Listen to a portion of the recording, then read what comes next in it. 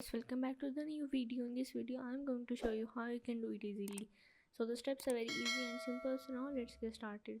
First of all, you have to go on your Roblox account, and once you are here you have to go on the please donate game. And once you are here, as you can see, there are many types of boards that are mentioned here, like doors board and make a with both and many more.